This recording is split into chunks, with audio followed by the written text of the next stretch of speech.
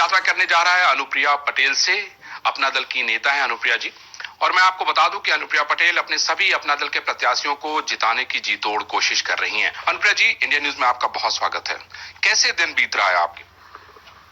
फिलहाल तो क्योंकि उत्तर प्रदेश का चुनाव है और चौथा चरण कल खत्म हुआ है, तो आजकल तो शेड्यूल यही रहता है कि बस सुबह उठो और तैयार हो और सीधे जाकर चॉपर में बैठ जाओ और सारा दिन एक के बाद एक के बाद एक के बाद एक सभाएं करते जाओ। चलिए, तो अनुप्रिया के साथ हम वोट यात्रा शुरू करते हैं और अलग अलग जगहों पे हम अनुप्रिया से अलग अलग सवाल पर जवाब देंगे।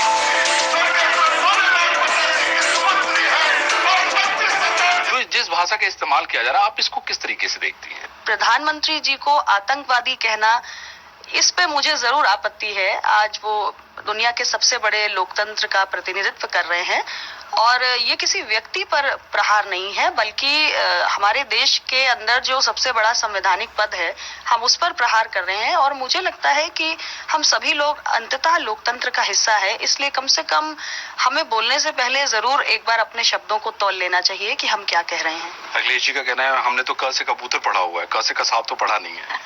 नहीं, ठीक है, क से कबूतर हमने भी पढ़ा है, बट क से कांग्रेस भी है।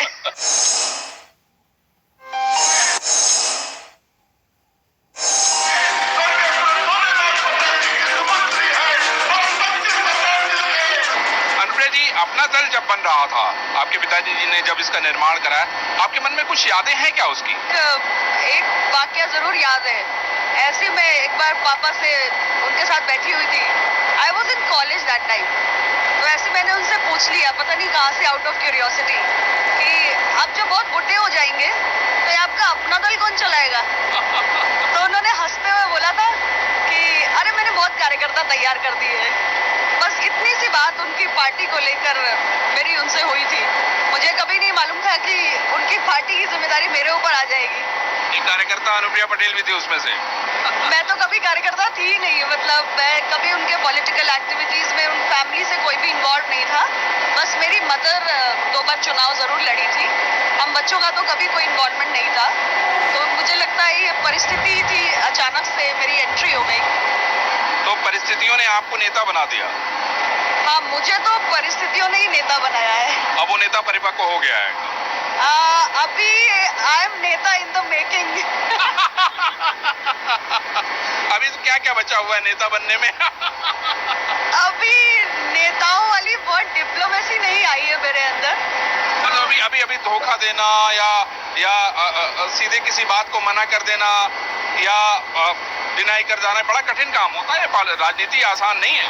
नहीं, एक्चुअली धोखा देना नहीं कहूंगी मैं, लेकिन मुझे लगता है डिप्लोमेसी का मतलब होता है कि आप सभी पक्षों को बैलेंस करते हुए किसी भी समस्या के लिए कोई रास्ता निकालें। ब्रेड खा के, सैंडविच खा के, छोटा सा चॉकलेट का टुकड़ा खा के।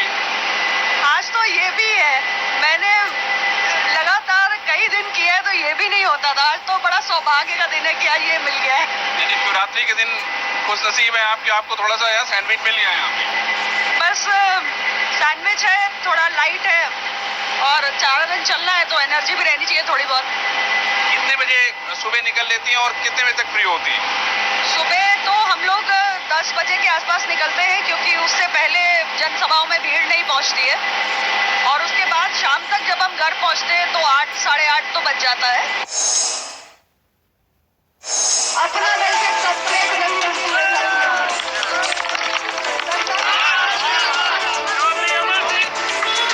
छोटी सी मड़ई है और इसी में चाय की दुकान है। आप देख रहे हैं हमारे हाथ में चाय है, अनुप्रिया जी के हाथ में चाय है और यहाँ के जो प्रत्याशी हैं उनके हाथ में भी चाय है। और आपको मैं बताना चाहता हूँ कि अपना दल का जो चुनाव निशान है वो कप प्लेट है और शायद यही कारण है कि अनुप्रिया जी ने इस चाय के दुकान पर चाय पीने का काम कर रही हैं, क्योंकि चाय पे चर्चा बहुत ही फेमस है और चाय पे जो चर्चा होती है उसकी गूंज बड़ी दूर दूर तक जाती है।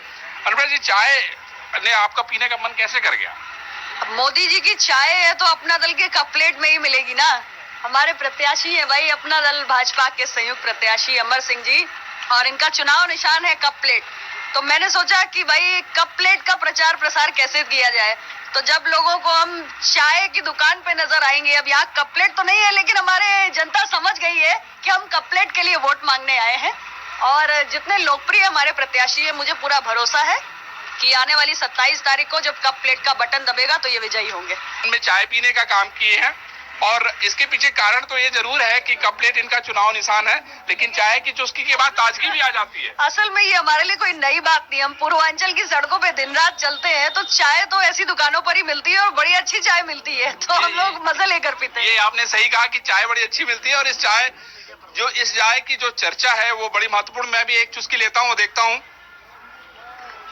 ये चाय वाकई बहुत बढ़िया है और अनुप्रिया जी अपने प्रत्याशी को जिताने के लिए यहाँ सूरतगढ़ में आई है और उनको पूरी उम्मीद है कि उनका जो चुनाव निशान है कप प्लेट, उसी में लोग चाय पियेंगे और शायद सुबह सुबह से लेकर शाम तक जाके अपना दल कोट करेंगे।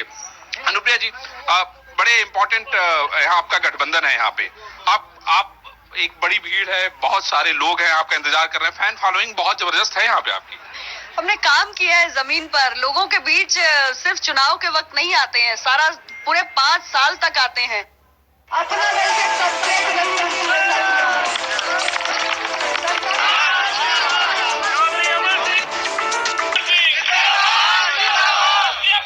यहाँ पर उपस्थित इस शौरतगढ़ क्षेत्र के सभी सम्मानित नागरिक, सम्मानित मतदाता बंधुओं, आज आपके बीच अपना दल और भारतीय जनता पार्टी के इस क्षेत्र से संयुक्त प्रत्याशी चौधरी अमर सिंह।